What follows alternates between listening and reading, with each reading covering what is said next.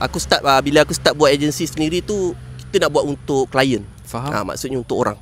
So bila untuk orang ni, kita kena letak diri kita sebagai klien tu. Klien.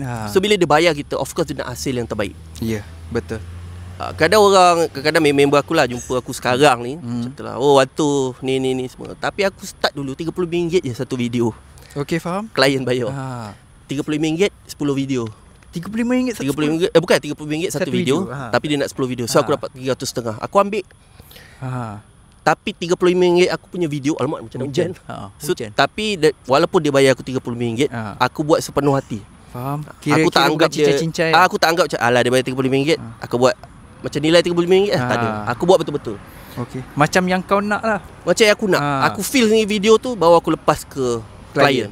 Selagi aku tak feel, aku tak lepaskan. So sama macam bila aku lama-lama buat, aku tahu bila kita nak bersaing, kualiti tu kena makin naik.